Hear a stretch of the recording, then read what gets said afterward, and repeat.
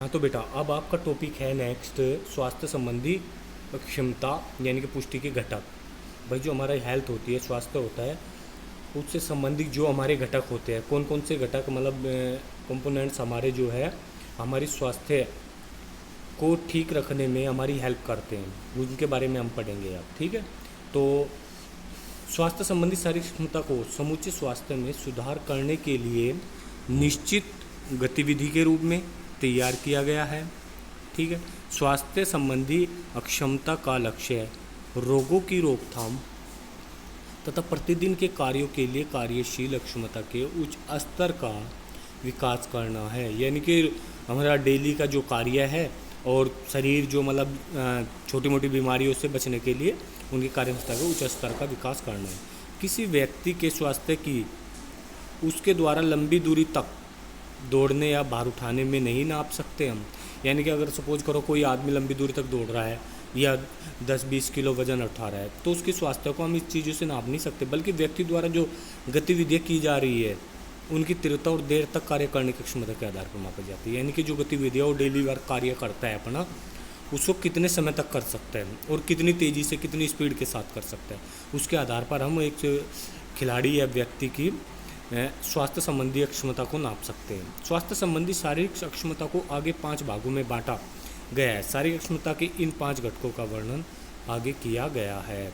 स्वास्थ्य संबंधी स्वास्थ्य के घटक ये मैं आपको पहले बता भी चुका हूँ, लेकिन एक बार और इसमें दिया है तो मैं आप बता देता हूँ। स्वास्थ्य संबंधी क्षमता घटक पहला है बेटा हमारा शारीरिक गठन, यानी कि शरीर की बनावट।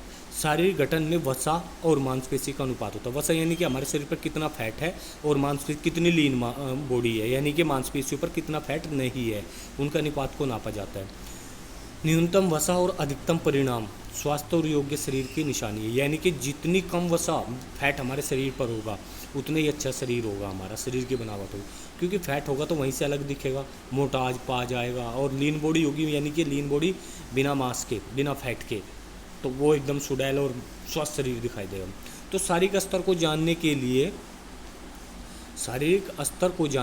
लिए अपने शरीर के गठन को समझना जरूरी है। यानी कि शारीरिक हमारा क्या स्तर है, उसके लिए पहले हमें क्या अपने शरीर के बारे में जानना जरूरी है, क्योंकि शरीर गठन सीधा समूचा अक्षमता स्तर से जुड़ा हुआ है। शारीरिक गठन का वह गठन है जो व्यक्ति विशेष के शरीर की लंबाई, भार, ढांचा, आकार तथा वसा का परिणाम है। हाँ, शरीर भाई व्यक्ति विशेष का क्या है, शरीर की लंबाई कितनी है, उसमें वेट कितना है, उसका ढांचा कैसा है, टेढ़ा मेढ़ा है, सीधा है, स्केटल सिस्टम हमारा, आकार तथा वसा यानी कि फैट, परिणाम और पतली पेशियाँ मांस परिणाम के अनुपात में के अनुसार जाना जाता है। जिन लोगों में वसा का उच्च प्रतिशत अधिक है उनकी बीमार होने की अधिक संभावना है। यही बात है भाई, जिसके ऊपर फैट ज़्यादा होगा उसके बीमार होने की संभावना ज़्यादा रहेगी। दुबले व्यक्ति को उचित मात्रा में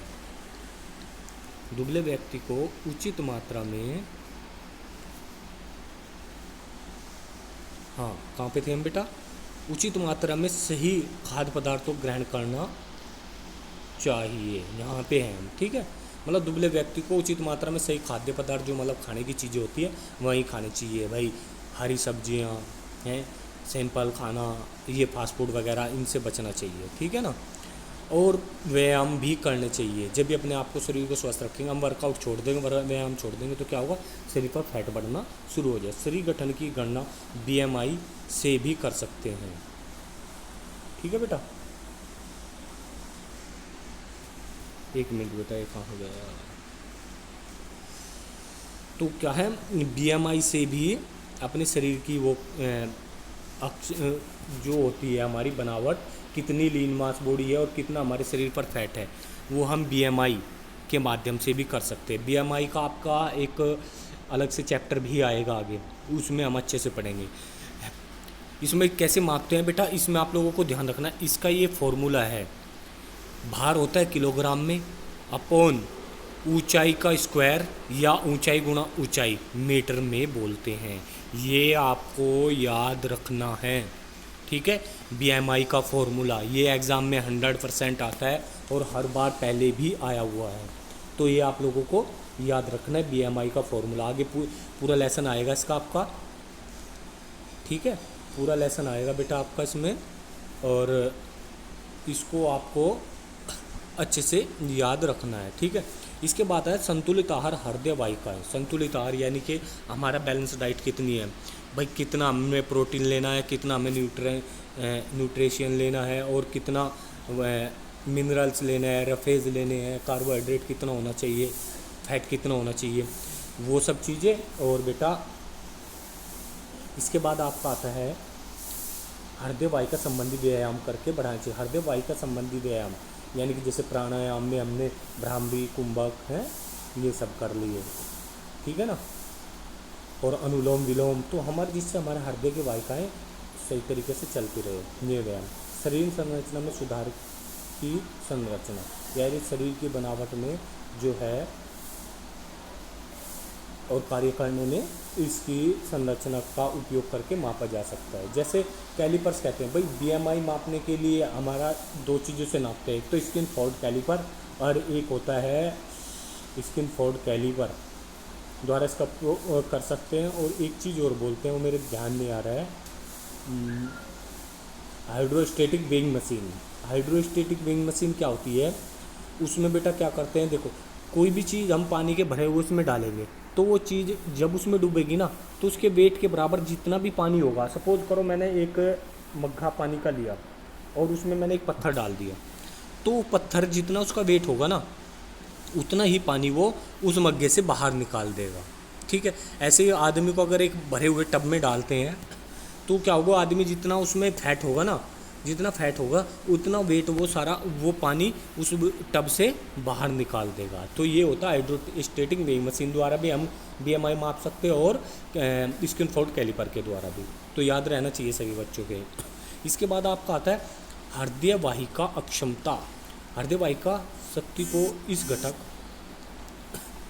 इस घटक के रूप में परिभाषित किया जा सकता है कि हृदय और फेफड़ों के समन्वित कार्य को निर्धारित करने में हृदय वाहिका अक्षमता मदद करती है। ठीक है, यानी कि हम हृदय और फेफड़ों को जो समन्वित जो कार्य होता है उसका, उसमें हृदय वाहिका मदद करती है। यह ऊतकों को ऑक्सीजन और पोषक तत्व प्रदान करते हैं। ठीक है, ये जो है हृदय और फेफड़े जो है हमारे जो टिश्यू होते हैं छोटे छोटे, उनको ऑक्सीजन और खाना प्रदान करते हैं तथा दूषित पदार्थों को हटाने की शरीर की अक्षमता को दर्शाता है।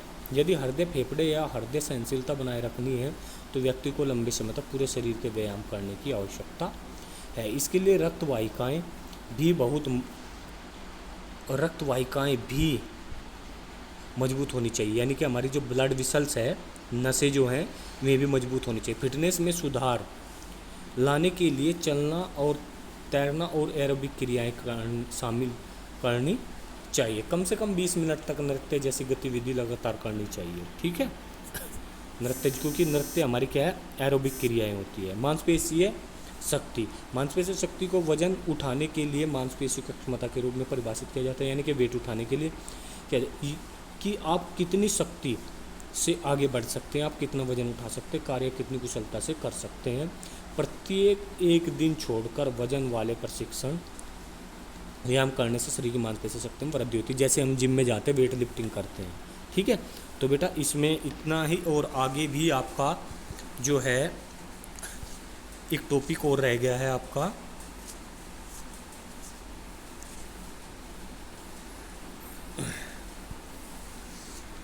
ये, तो आइए इसको भी देख लेते हैं हम इसी वीडियो के अंतर्गत। तो मांसपेशियों की ताकत के उदाहरण पुशअप्स लगाना, भारोत्तोलन उठाना और कुछ पुनरावृत्ति के साथ वजन और पुलअप्स के साथ प्रशिक्षण करना, यानी कि जो हम डिप्स वगैरह लगाते हैं, सिटअप्स लगाते हैं, वो सब। इसके बाद है आपका लचीलापन, फ्लेक्सिबिलिटी। वो मैंने बताया था, जॉइंटों पर जितनी लचकता होगी। लचीलेपन को उस घटक के रूप में परिभाषित किया जा सकता है जो कि शरीर के जोड़ों को उनकी संपूर्ण तेज गति तक ले जाने की जांच करता है। लचीलापन हमारे जो जॉइंट्स होते हैं उन्हीं पर वो कार्य करता है। ठीक है ना, कितनी उसके जल्दी के साथ मूवमेंट करता है हमारा जॉइंट्स। लचीलापन आपके जॉइंटों को पूरी तरह उपयोग करने की क्षमता, उसके शरीर में लचीलापन आदि है तो आप लंबे समय तक कार्य करते हैं। यही कारण है कि अच्छे लचीलेपन वाले व्यक्ति को कम चोट लगती है, यानी कि जो फ्लेक्सिबल होगा वो कहीं से भी निकल जाता है, कैसे भी। और स्ट्रेचिंग की गतिविधियों में लचीलेपन में सुधार होगा। सिट एंड रीच और ट्रैक लिफ्ट दो प्रशिक्षणों के द्वारा लचीलेपन को मापा जा सकता है। इसकी माप को सिट एंड रीच की जो होता है उसमें क्या है, बच्चा सीधा पैर करके बैठ जाता है यह प्लेयर, और उसके सामने कुछ चीज़ रख दे जाती है सीधा, तो उसको देखता है कि भाई इसको आप कितनी उसकी फ्लेक्सिबिलिटी के साथ इसको पीछे वो कर सकते हो। ठीक है। मांसपेशियां सहन शक्ति, मांसपेशियां सहन शक्ति को बिना थके लगातार व्यायाम करने की शारीरिक क्षमता के रूप में परिभाषित किया जा सकता है। यदि कोई व्यक्ति किसी विशेष ताकत वाले प्रशिक्षण, व्यायाम या कार्य को बिना थके लगातार करता है तो ऐसा कहा जा सकता है कि यह उसकी मांसपेशियां सहन शक्ति है। सहन शक्ति की मैंने क्या बोली थी भाई, थकावट की स्थिति में भी लगातार कार्य करने की क्षमता को सहन क्षमता कहते हैं, ये सहन शक्ति कहते हैं। और भाई थकान की स्थिति में मांसपेशियों का लगातार कार्य करते रहना तो मांसपेशियां सहन शक्ति कहलाता है। सहन शक्ति के लिए बेहतर मुद्रा होनी जरूरी है, क्योंकि अच्छी मुद्रा से, मुद्रा यानी कि हमारा बैठने का तरीका, ठीक है, थकावट कम होगी, पीठ दर्द जैसी समस्याएं कम होगी। जो व्यक्ति पेशाब की सहन क्षमता की कमी महसूस करते हैं वे थकान में विरोध करने में भी सक्षम हो जाते हैं। इसे जांचने के लिए सिटअप्स की संख्या को गिनना चाहिए, तभी स्वास्थ्य प्रशिक्षण कर सकते हैं। वे मांसपेशी सहनशीलता बढ़ाने के लिए सीढ़ियों पर उतरना चढ़ना, भार उठाना, दंड बैठक ऐसी क्रियाएं करनी चाहिए। तो बेटा ये आपका लेसन कंप्लीट हो गया, तो आशा करते हैं सब बच्चों की समझ में आएगा। ठीक है।